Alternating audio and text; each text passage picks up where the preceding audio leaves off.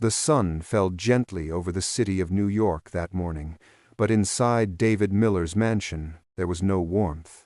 The tall white walls caught the light, yet the house stayed quiet, heavy like a place where laughter had forgotten how to live.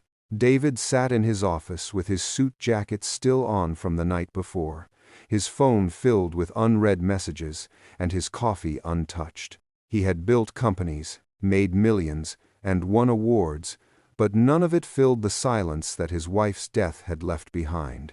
His twin boys, Ethan and Noah, were only 6 years old, yet they already understood what silence meant. They played alone, rarely spoke, and never laughed. Every nanny he hired had left within weeks. Some said the boys were difficult. Others said they couldn't work for a man who barely looked at them. One nanny had left crying, whispering that the house felt cursed. David never asked why. He just signed another check and moved on. That morning, the head housekeeper, Mrs. Collins, introduced someone new. "This is Sarah Johnson," she said softly. "She'll help with the cleaning and the boys when needed." David barely looked up from his laptop. "Fine," he said without emotion. "Make sure she knows the rules. No unnecessary talk. No entering private rooms." Sarah nodded quietly. She was in her early 30s, a slim black woman with calm eyes and a gentle voice. Her uniform was plain, her hair neatly tied back, and her face showed both strength and softness. She didn't speak unless spoken to, and when she did, her words carried peace. From that day, Sarah moved through the mansion like air, silent but steady. She cleaned every corner, picked up toys, and folded the boys' clothes with care. Sometimes she left small paper animals on their bedside tables, a bird, a rabbit, a boat. The twins never said thank you, but they started waiting for them each morning. Days turned into weeks. David worked longer hours, coming home after the boys had gone to bed. He didn't notice the small changes happening around him. The house didn't feel as cold anymore. The kitchen carried the smell of freshly baked muffins. The boys' drawings began to appear on the refrigerator again. And sometimes, faintly, when he passed the stairs, he thought he heard someone humming a tune low, soft, like a memory trying to come alive. Then came the day that changed everything. It was a Thursday afternoon, quiet like all others. David had left work early after a tense meeting. He parked his car, entered through the side door, and set his briefcase down. The house seemed still, until he heard something he hadn't heard in years: laughter. Not forced or nervous, but pure, wild laughter echoing through the halls. His heart stopped for a moment. He followed the sound slowly, confused, afraid to believe it was real. When he reached the kitchen, he froze at the doorway. There, under the warm light, Sarah stood by the sink, sleeves rolled up, water splashing gently. The twins were inside the big farmhouse sink, shirtless and covered in soap bubbles, laughing uncontrollably. Sarah was singing a soft, cheerful song, her voice steady and full of life. She tickled one boy under his chin, and he burst out laughing. The other splashed water at her, and she laughed too, not like a maid, but like a mother. David couldn't move. His throat tightened. For a moment, it felt like he was watching a dream he wasn't part of. Then his voice broke the air. "What is this?" The laughter stopped. Sarah turned quickly, startled. The boys froze, their smiles fading into fear. Water dripped from their hair onto the floor. "I'm sorry, sir," Sarah said softly, her voice calm but trembling. "They were sad, and I thought—" "You thought?" David's tone was sharp. "You thought it was your place to bathe my sons in the kitchen sink, to act like their mother?" Tears welled in Ethan's eyes. She wasn't trying to— "Enough," David said. His words came out cold, but inside, something was fighting him, something that didn't want to be cruel. Sarah looked down. "I'll clean everything up, sir," she whispered. "I didn't mean any disrespect." David hesitated. His anger wasn't real, it was defense. He didn't know how to handle what he'd seen his sons happy, his house alive again. It scared him because it reminded him of Emily, his wife, who used to make the same sound laughter through song. He turned away. "Just finish and go," he said, walking out. That night, he sat in his office with the lights off. The sound of that laughter haunted him. It was beautiful, painful, and too real. He poured himself a drink but didn't touch it. For the first time in years, he wanted to feel something again. But he didn't know how. Upstairs, Sarah packed her small bag quietly. She thought she had crossed a line. The twins sat on their bed, whispering to each other. "She'll come back tomorrow, right?" Ethan asked. Noah shook his head slowly. Dad was angry. "Maybe she won't." Downstairs, David stared at the photo of his late wife. Her smile was frozen in time, gentle and full of warmth. He whispered, "I heard them laugh today." His voice cracked, and a tear slipped down his cheek. The next morning, Sarah woke early, ready to say goodbye. But before she could leave, a sudden sound shook the house, coughing, crying, panic. The twins were sick, their bodies hot with fever. Sarah dropped her bag and ran upstairs without thinking. Her hands moved fast, checking their temperature, wetting cloths, and whispering calm words. David rushed in, confused and scared. "What's happening?" he asked. "They're burning up," Sarah said, keeping her calm. "I need some towels and cool water." David obeyed without question. For the first time, he wasn't the one in control. He watched her care for his sons with steady hands, her voice soft but firm. Hours passed. Sarah never left their side. David sat by the door, watching her work. For the first time since Emily's death, he saw courage, kindness, and love in someone else's eyes. And when the twins finally fell asleep, breathing softly, Sarah looked at him and said gently, "They'll be fine now." David nodded slowly, but his voice was gone. He wanted to thank her, but no words came out.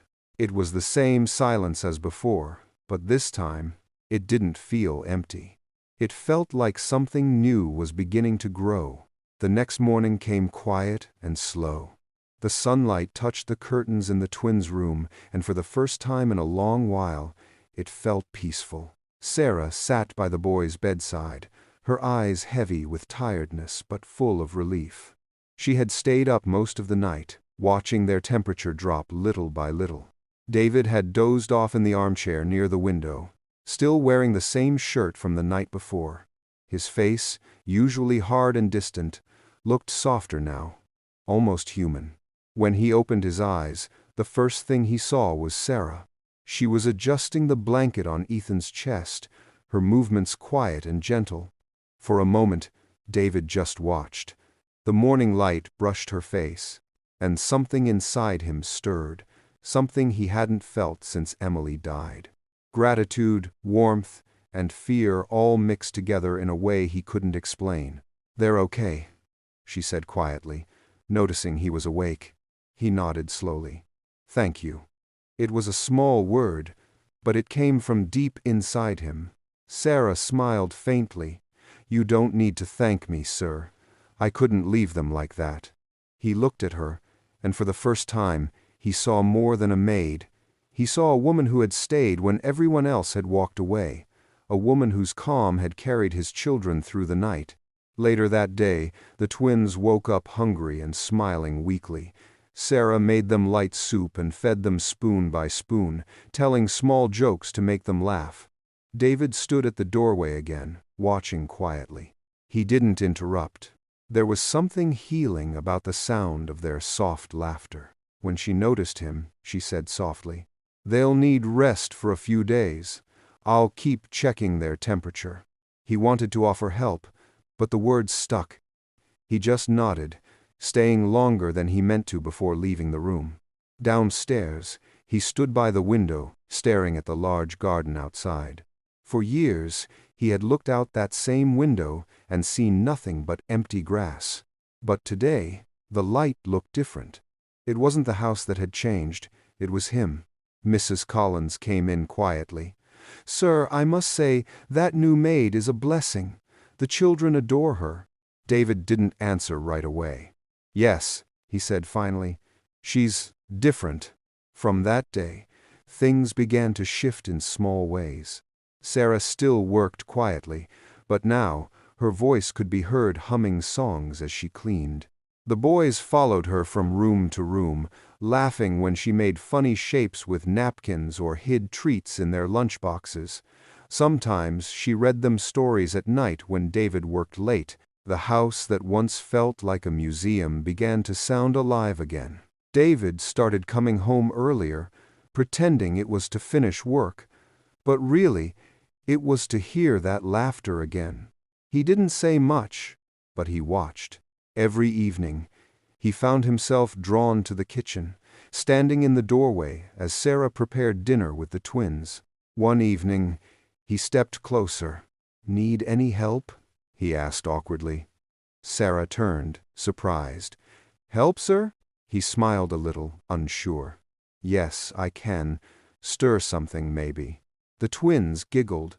"Daddy doesn't know how to cook," Ethan said, covering his mouth. David chuckled softly. "You might be right." Sarah handed him a spoon. "Then it's a good day to learn." He stood beside her, and together they stirred the pot, careful and quiet. It was a small moment, but it felt big. The air between them wasn't heavy anymore.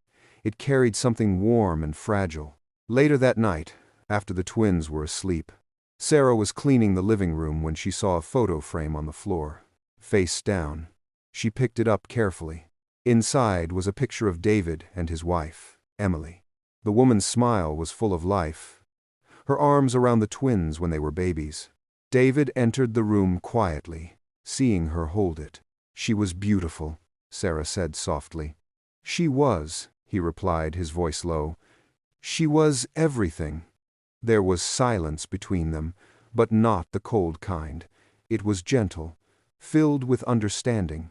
"I'm sorry," Sarah said, placing the frame back on the table. "Losing someone you love never really ends." David looked at her closely. "You speak like you've lost someone too." She nodded.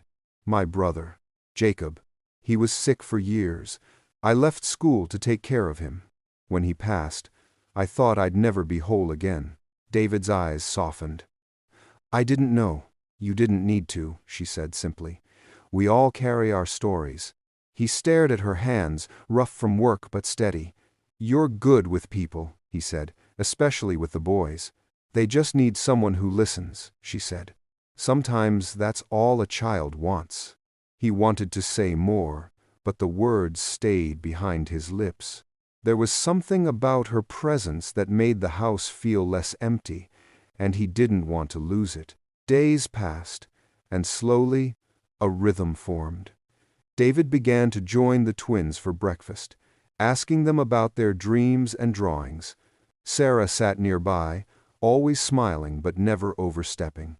The boys grew happier, running to greet their father each evening. Then, one morning, Sarah received an email on her small phone while folding laundry. Her hands trembled as she read it. It was from Riverside Community School, offering her a part-time job in their care department.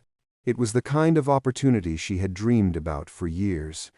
She sat quietly, staring at the message. The chance to build a better life had finally come, but it meant she would have to leave the mansion and the boys who had become her world. That evening, she couldn't focus.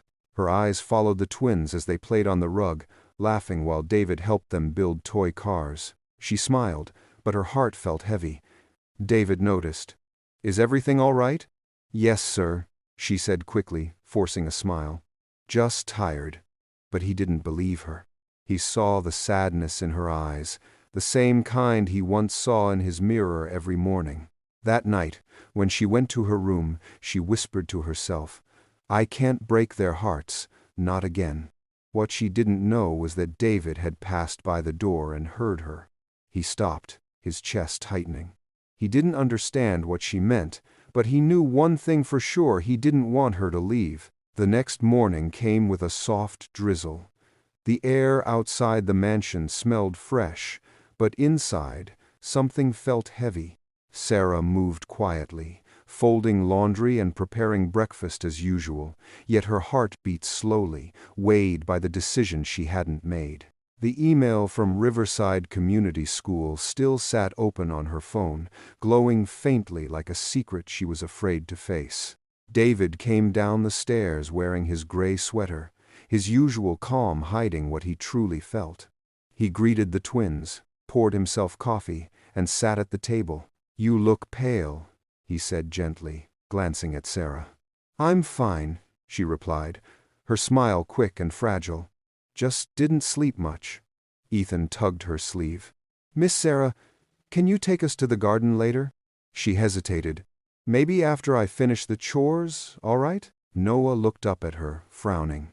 "You always say that." David watched the small exchange, noticing something off. Her voice was softer, her energy dimmer. Even the twins felt it. The light she carried around the house seemed to flicker. Later that day, when Sarah went upstairs to clean the study, David received a call from one of his business partners. It was the usual talk of numbers and deals. But he wasn't really listening.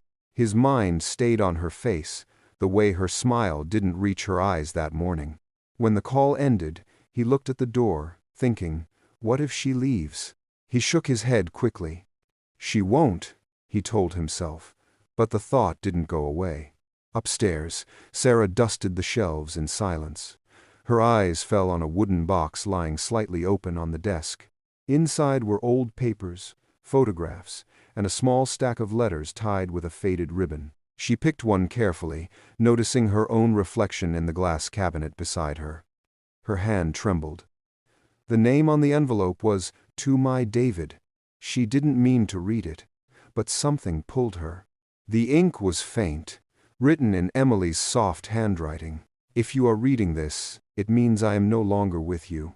Please don't let silence live in the house we built. Let laughter come back, even if it comes through someone else. Love again, David, because love is what we both believed in.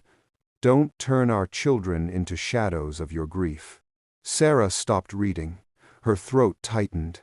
She placed the letter back exactly as she found it, tears forming in her eyes. That night, when she lay in bed, those words echoed in her mind. Love again, even if it comes through someone else. She turned off her phone and whispered into the dark, "I have to go before I ruin what they have." Down the hall, David couldn't sleep either. He walked through the quiet house, passing by the boys' room. They were asleep, hugging the stuffed animals Sarah had mended for them. He smiled faintly, then continued to his study. The moonlight poured through the tall windows, touching the same letter Sarah had seen earlier. He sat down, curious, and picked it up. It wasn't the first time he had seen it, but something made him open it tonight. As he read, the words hit him differently. Emily's voice felt alive, her handwriting a whisper from another world. He closed his eyes and saw Sarah's face, her steady hands, her calm voice, her quiet strength. He realized she had done exactly what Emily asked. She had brought laughter back. She had healed what he thought could never be whole again. When morning came, David made up his mind. He needed to talk to her before it was too late. Sarah, unaware that he knew about the letter, was in the garden hanging clothes. The twins ran around her, laughing. She tried to join in, but her heart was somewhere else. When she looked up, she saw David standing by the doorway, watching her. His face was unreadable, his eyes filled with something she couldn't name. "Can we talk?" he asked softly. She nodded, wiping her hands on her apron. They went inside the kitchen, where the smell of fresh bread filled the air. The twins' laughter echoed faintly from outside, mixing with the sound of rain against the windows. David took a deep breath. "I found something last night," he said, his tone low but steady. "A letter from Emily." Sarah froze.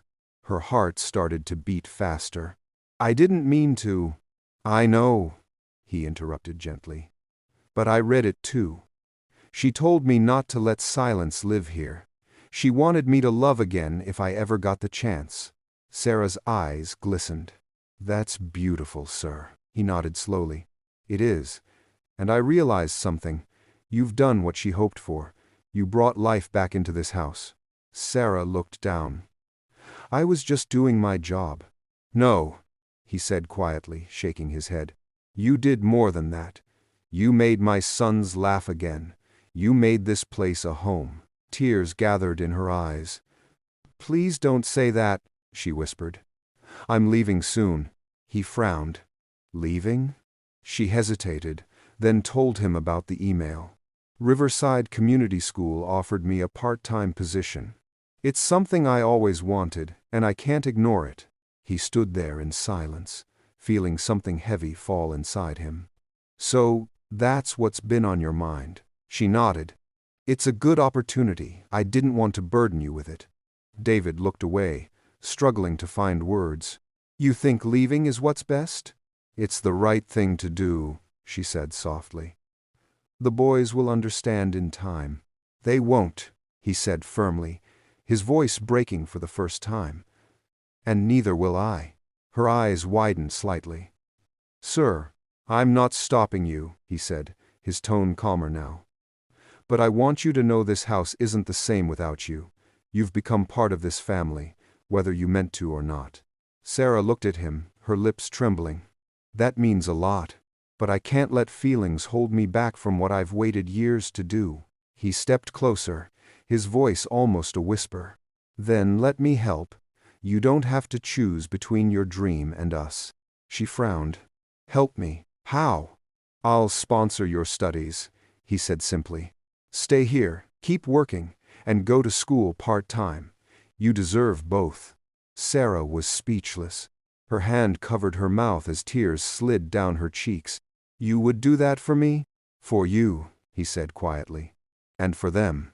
Outside, the twins called for her again, their voices bright. Sarah turned toward the sound, her tears falling faster. "I don't know what to say," she whispered. "Then don't," David replied. "Just stay." She looked at him for a long moment, and for the first time, she saw the man behind the wealth, a father, a widower, and a soul who wanted to heal. She nodded slowly. "All right, sir," she said softly. "I'll stay." And in that moment, something shifted in the air. The silence that had once haunted the mansion was gone. What replaced it wasn't loud or rushed, but gentle and real, the sound of a second chance. The morning sun rose softly over the city, brushing gold against the tall windows of the Miller mansion. The air inside carried the faint scent of coffee and fresh bread, but more than that, it carried peace. Months had passed since that quiet morning in the kitchen when David asked Sarah to stay.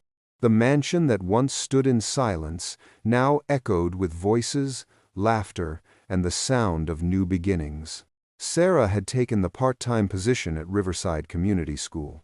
Every morning, after making breakfast for the twins, she attended her classes, learning and growing toward the nursing dream she once left behind.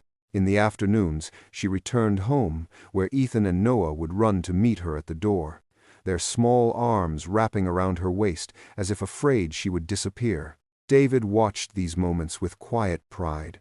He had started working fewer hours, spending more evenings at home. His business partners complained that he had changed, but they didn't understand.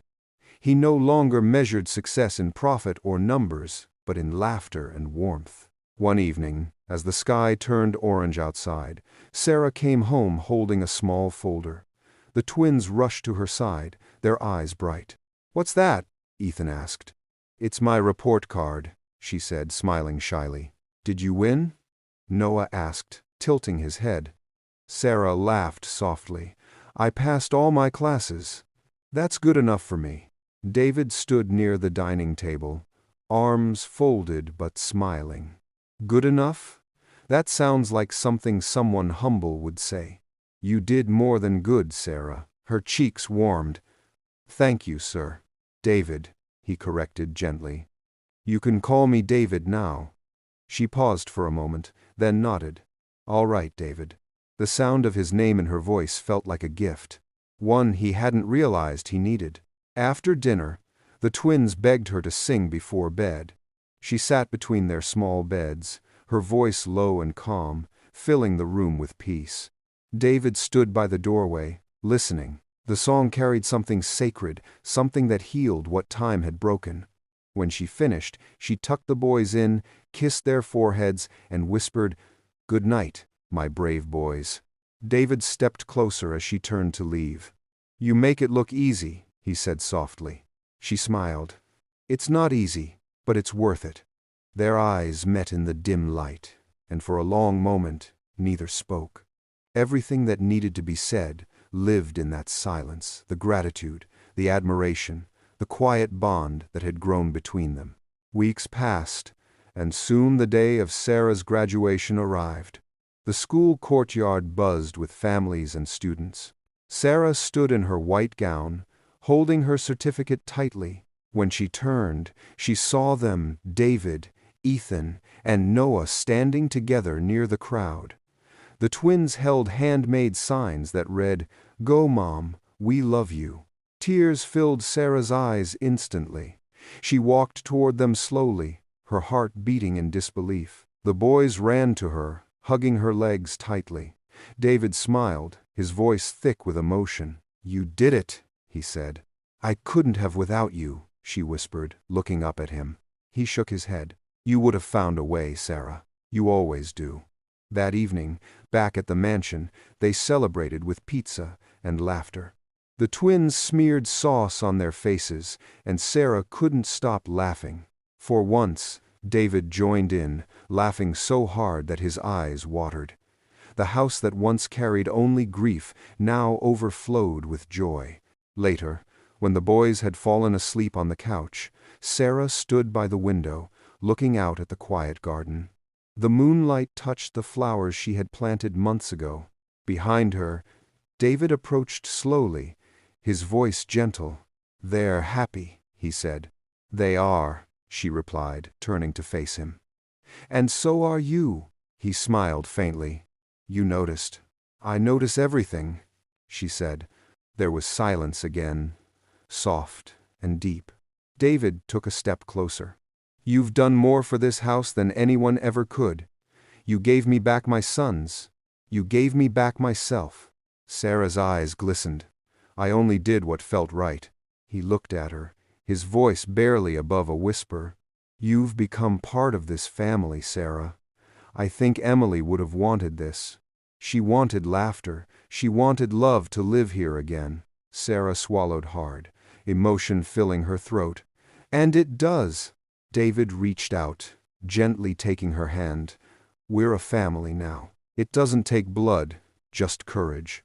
Her lips trembled into a smile as tears slid down her cheeks.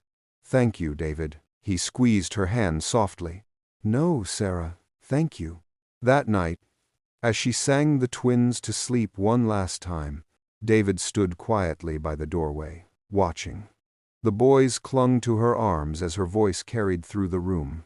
The song was the same one she sang the day he found her in the kitchen, the same melody that had brought laughter back into their lives. When she finished, she looked up and found him there.